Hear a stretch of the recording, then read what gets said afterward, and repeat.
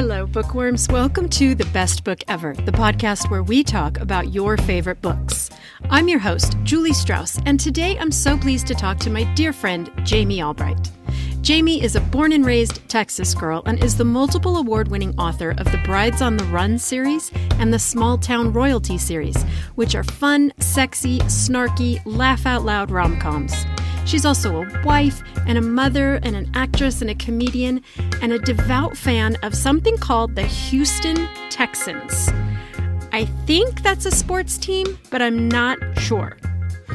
Lucky for me, Jami remains my friend despite my absolute ignorance when it comes to everything sports-related. I always have so much fun with her, and I'm so glad she joined me today to talk about why The Hating Game by Sally Thorne is the best book ever.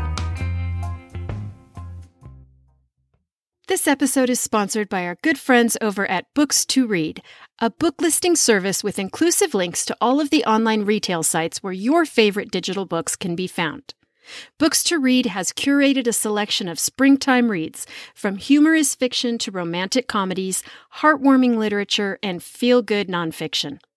You'll find several of my personal all-time favorite books on this list, including The Nest by Cynthia Sweeney, The Storied Life of A.J. Fikry by Gabrielle Zevin, and the utterly sublime Act Your Age, Eve Brown by Talia Hibbert. Plus, there are so many others I am dying to read, like The Midnight Library by Matt Haig and The Authenticity Project by Claire Pooley. It's a fantastic roundup of books that will make you feel like you have the spring sunshine on your face, no matter the weather outside your door. So check out the selection over at bit.ly/bookgarden. That's bit.ly/bookgarden. Now, back to the show. Hi, Jami. Welcome to the Best Book Ever podcast. Hey, Julie. How are you? I am so happy to see your face. I know, me too. I miss you. I miss you. How did you find this book that we're talking about today, The Hating Game? Oh, well, because it's romance and it's romantic comedy. And we were going on vacation and I wanted a good beach read. It was a long vacation a couple of years ago. And I wanted something fun and light. And I loved this book. I read it, closed it, opened it up again, and read it again in that 2 weeks. It just punched all my buttons. I don't know why. I love a good enemies to lovers romance. That's probably my favorite, my favorite trope. And it was funny. I mean, to me, it's just really dry humor. And especially Josh, his humor is very dry. And then the reveal at the end was just so romantic that I just thought, oh, I've got to read it again. Knowing that, I've got to read it again. So why don't you tell our listeners the plot of this book in case they haven't read it? Okay. It's The Hating Game, and it's about Lucy and Josh, or Joshua. I like it when she says Joshua. And, because also once I got home, I listened to it. So I read it twice, listened to it. So I do that a lot with books I really like, is I'll read them and then I'll listen to them because it's a different way it's a different way to consume it. But they are co-workers, executive assistants to two CEOs that these companies have merged. It's a publishing company. And they do not get along at all. And in fact, are pretty inappropriate. I mean, that she says, I think our safe word is HR, because they have they have reported each other to HR. But then there's promotion that's coming up, and they're both going for it. But she's like, I can't work for him. If he gets it, I have to leave. And so she is preparing herself for the fact that she won't be around, but she's always just wanted to be his friend. 2 weeks before this big interview, their walls come down and they become friends. They become more than friends. You read a lot of romance. I do. Tell me why this one hits it so right. I'm a big believer. And if you read my books, you probably will go, oh yeah, I see that. Like if you start a book well and you end a book well, you can pretty much save a mediocre middle part. And for me, this book just ended like it was that feeling at the end that I just snuggled into.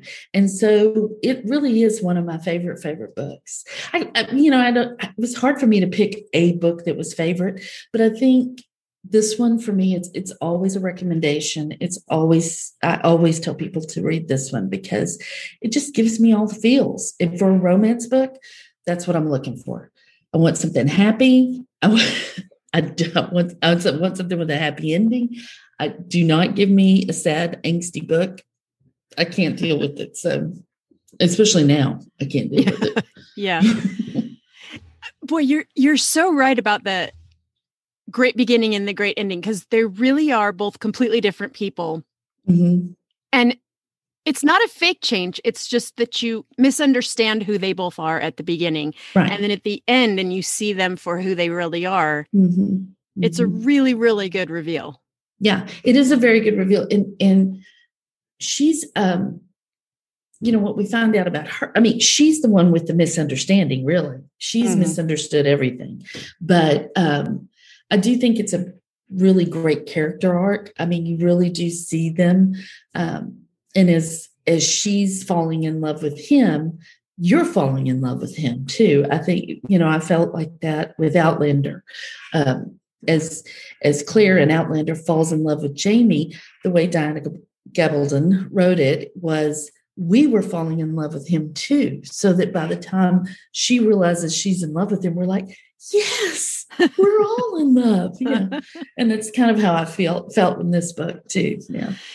Have you read that entire series, Outlander? Yes. Okay. Should I keep going with it? I read book 1 and loved it. And then I started book 2 and got bored. Yeah. I always tell people read the first 3. I just feel like because the first 3 kind of closes a loop. And then if you want to go on, you can go on. I mean, they're gut wrenching. They're hard books, which is weird because, I don't like a sad book, but those books to me they're just romantic to me. Like all the way through, those books are romantic. When I read the second one, because I had, before I ever read the books, I had gone into the bookstore and seen them, and I was just sort of reading the backs of them, which you should never do. But I was reading the backs of them, and so I knew that when the second book started, it was 20 years, and I kept going, 20 years, 20. And so for me, yeah, they're adventurous and there are a lot of things, but at the core, it's just this love story that just endures. And I love that. That's interesting because you said you don't like angsty books, but I remember the end of book 1 has a pretty horrific scene. Yep. And I had a hard time reading it. Yeah. Yeah. Hard time reading it. Yeah. It's weird because I don't really, in fact, I can't tell you another angsty book that I really loved other than that book. I just fell in love with, especially him. Yeah. I'm going to give him a second try because I've had so many people recommend the entire series to me. I don't know what happened with book 2. It's hard, like 50 pages in and thought it was boring. And I thought the first one was so good. Mm-hmm.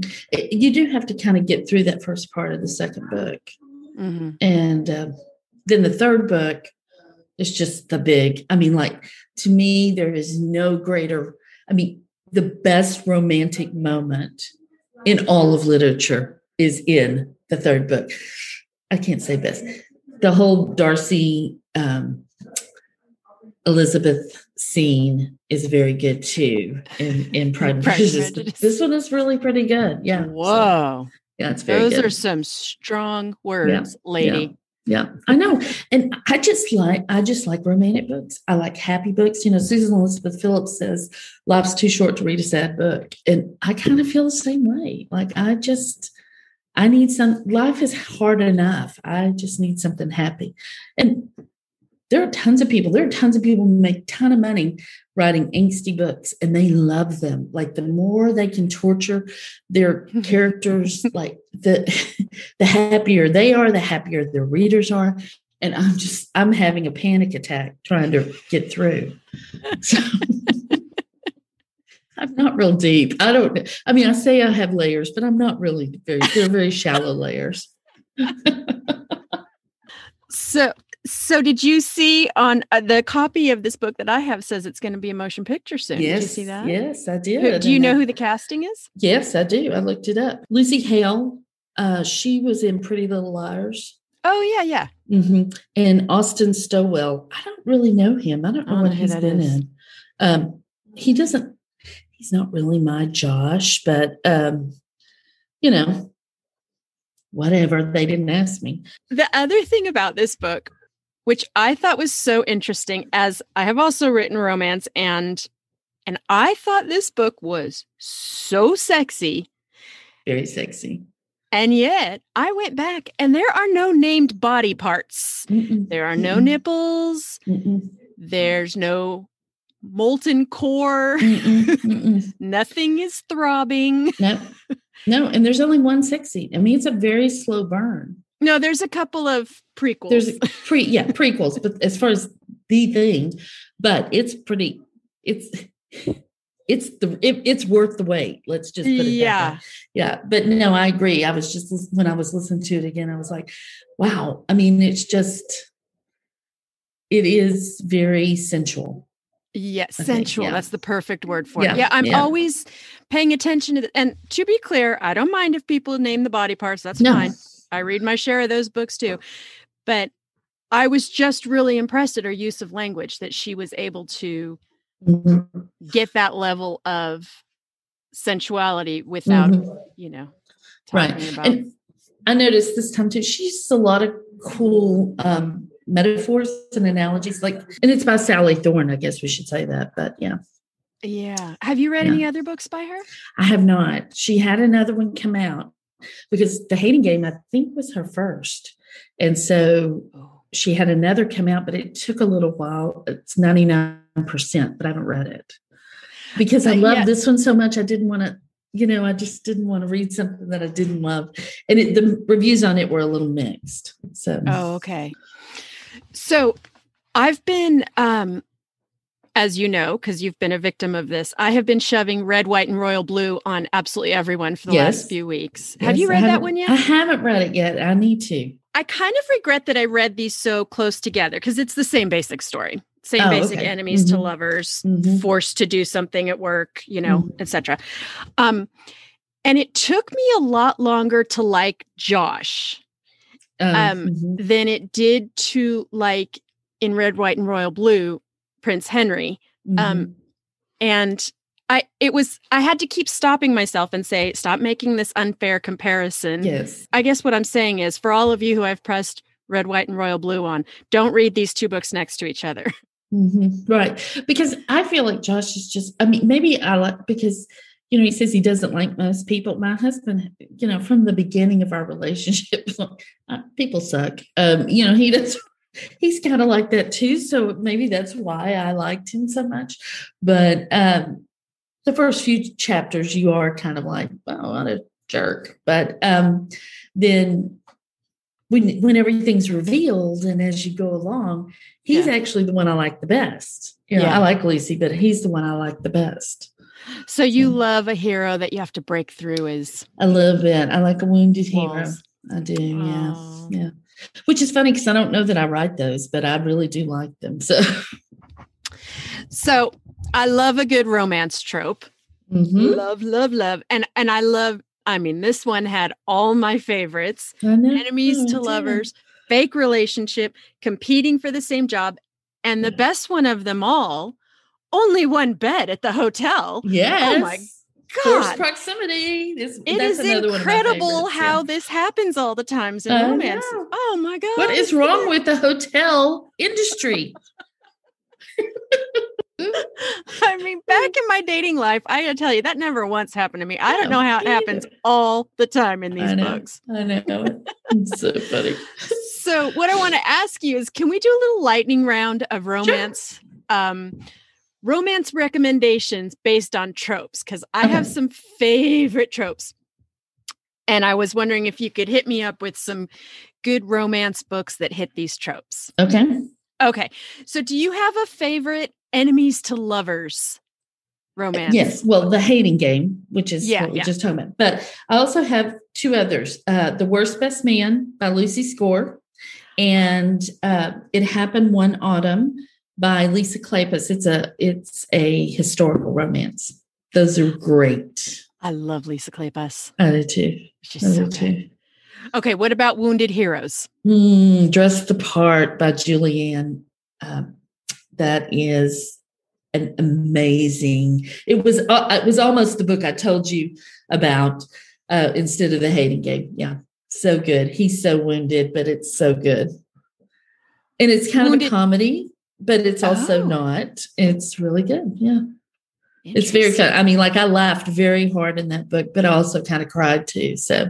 Oh, okay. Mm-hmm. All right. I'm getting this one immediately. All right. What about Secret Baby?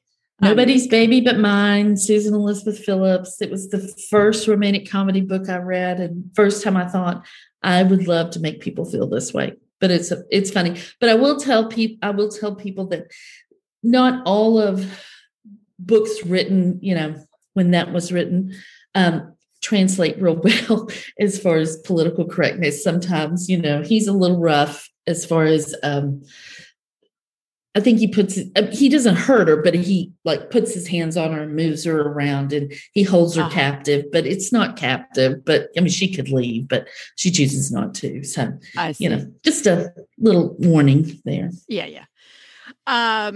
What about Opposites Attract? Natural Born Charmer is one of my favorite books by Susan Elizabeth Phillips. Hilarious. It's very good. And then Devil in Winter by Lisa Kleypas. It's part of the same series as the Wallflower series that the other one's in. Mm-hmm. You love Susan Elizabeth Phillips. I know. Do. I've heard you talk about her so much. Yeah, I do. Time travel. Outlander. And Parallel and Intersect. It's a duet, so I can't just say parallel. So Parallel and Intersect by Elizabeth O'Rourke. Very good. Really interesting because it's not just time travel. It's almost it's parallel timelines. It's very cool. Oh, yeah. Okay. Very cool book. Okay. What about Over 40? Aftercare by L.B. Dunbar. Such a great book. And the cover is probably one of my very favorite covers ever. I mean, the cover itself sold me on the book, but the book was great. Yeah. I love L.B. Dunbar. Okay. I know. What about Mail? Do you read any Mail? I do. Him by Serena Bowen. So good. It's angsty, but it's really good. Oh, Serena Bowen. We did an episode on her with Jeff Adams. He chose Understatement of the Year. Oh my God. I've read her books are so good. I read after hearing that, I read Understatement of the Year. It was really good. Really good. Yeah. Yeah, she's awesome. Yeah. Okay, what about Paranormal? Lover Awakened by J.R. Ward. It's part of the Dare Brotherhood series. It's about yeah. And what's paranormal about it? Well, they're they're vampires. Okay. But they all have it's a different kind of vampire, but they all have each book is a standalone. They get it's not a urban it could be urban fantasy, but it's not, because each book they have a mate, they get together with the mate, and it has a happy ending. But yeah. Okay. Yeah. And finally, here's one I don't like, a genre that I don't typically like. So I'm really interested to hear what you say, because I'm going to read what you tell me to read in this one. Yeah. What about billionaire romances? Tangle by Emma Chase. And it's an older book, but it was one of the first, because I don't like a lot of them either, but this was the first one that I read. And it was one of the first where the character, he breaks that third wall and he talks to the reader, and it's very good. Hilarious. It's very funny, but it's really, really good. Okay. Yeah. I'd be interested if you read it. I'd be interested in it. I will. Well, because I trust your reading taste, I will read it, because I normally sort of avoid the billionaire romances. Yeah. They're kind of not my jam. Okay, yeah. I'm going to throw a surprise one at you. What about a rock star romance? Oh, well, besides my own. Wait. Have you written one? Tell me about it. I don't know. Running from a Rock Star is my first book. Yeah. And what's that about, Jami? Well, it's about a rock star that it's a wake up in Vegas married, but it's not your typical wake up in Vegas married book. In fact, one of my favorite rock star romances, Lick, which is by Kylie Scott. And I had been working on Rockstar for a couple of years when I read Lick, and I got a little panicked because it's a wake up in Vegas married. She's got red hair, she's panicking because they're married. And that's kind of how mine is. But then they take totally different turns after that. Like they're nothing alike. But at first I was like, oh my gosh. But there's nothing new under the sun. And it's called Lick, as in Lick. Guitar lick, and also Lick. Yeah. God damn. Romance writers are the cleverest They writers on the planet. They are. What are you reading right now? I just finished Patricia Briggs' Wild Sign. It's urban fantasy. It's one of her series. Before that, I was listening to an Audible original by Faith Hunter, who I love. She's one of my favorite. I have 3 real urban fantasy authors that I really love: Faith Hunter, Patricia Briggs, and Ilona Andrews.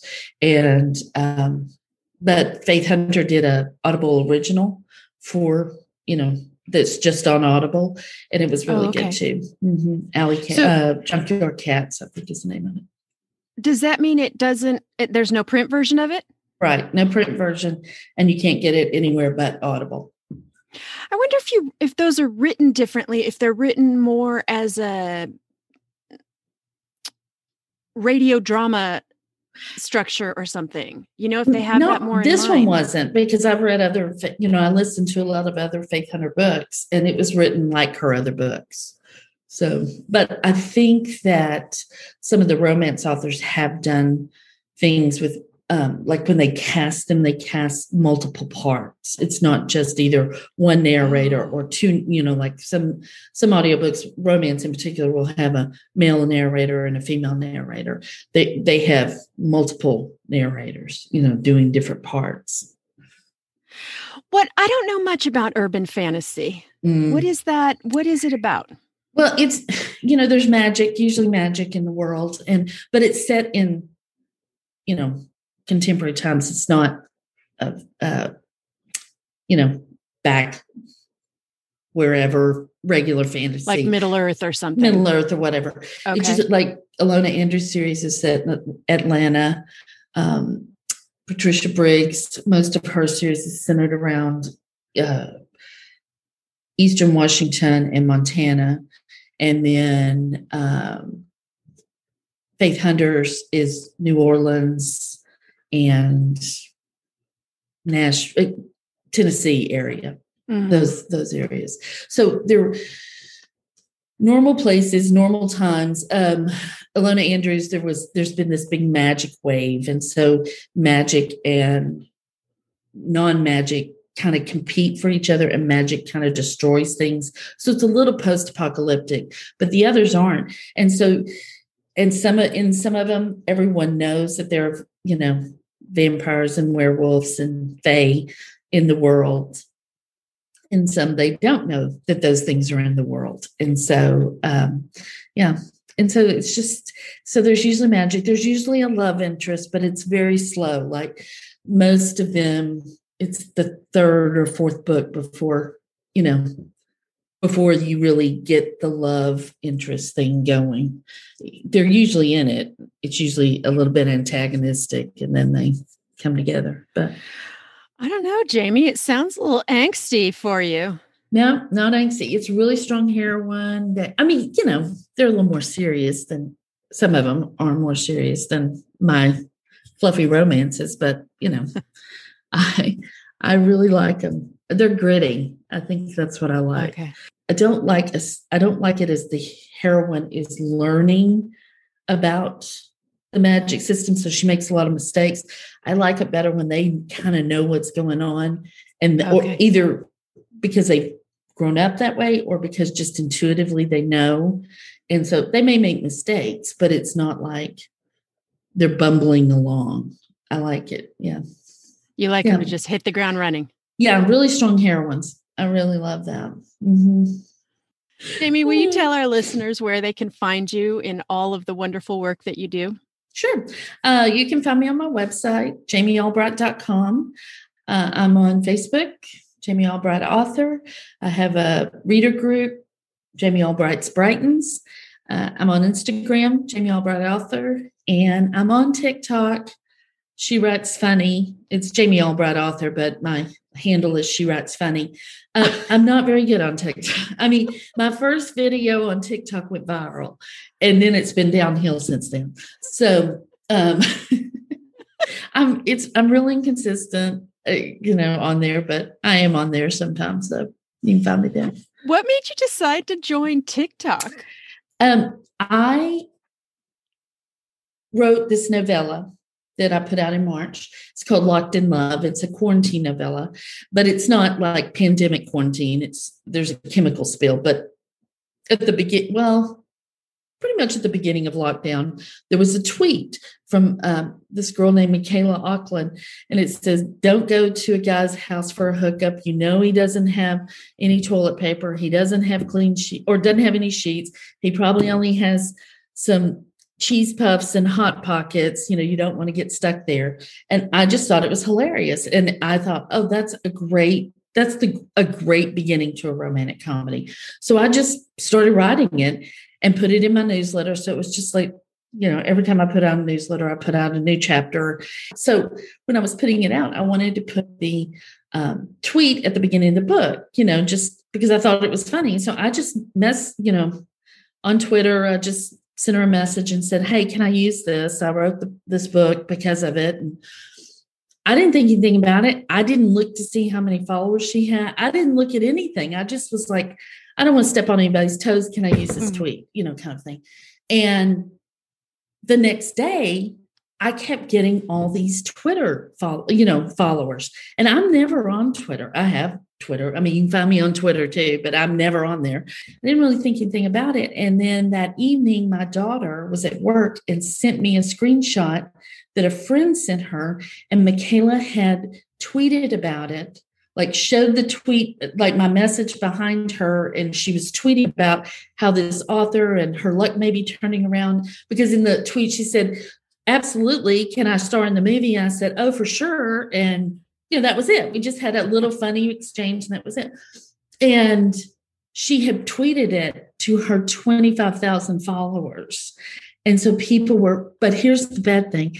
I said, I was wondering if I could use it, and I misspelled wondering. I spelled it W-A-N-D because I'm hick and I spell like I talk. And so, of course, people were going, well, I wonder how she's an author because she can't spell wondering. Oh, so for about 10 minutes, it hit all my shame buttons. I just curled into a ball. But then I was like, you know what? All I can do is own it. So I just went on there and went, yes, and thank God I have a great editor. And that's what great editors are for. And, all this. So I seemed to win them over by just admitting it. And, but my other daughter called me and she's like, "You have get on TikTok," because she's it's on TikTok too. Get on TikTok and do a duet with that, so that because people were going, "Where can I get this book? Where can I get this book?" It wasn't even up for pre-order. I immediately put it up for pre-order and then got on TikTok and did the duet. And like almost immediately it had 50,000 views. Now it has almost 200,000 views. Oh my God. Yeah. And I sold a lot of those books. and she was great. I mean, so she was really fun with it. And so that's how. You are the only one who I would read a quarantine book by. I'll tell you that because I know going into it, you're the only one who's actually going to make me laugh about it. Yeah. It's really, it's the setup. It's not about quarantine. Well, Jami, it's always so fun talking to you. I want to thank you for joining me today. It's made my day. Thanks for listening, bookworms. For more information on this episode and links to all the books we discussed, please go to our website, bestbookeverpodcast.com, or follow the podcast on Instagram at Best Book Ever Podcast. I'm your host, Julie Strauss, and you can find me everywhere as Julie Wrote a Book. Remember, when you're doing your book shopping, please help support indie bookstores and this podcast by using my affiliate link at bookshop.com/bestbookever. Thank you for joining me today, and I will see you at the library.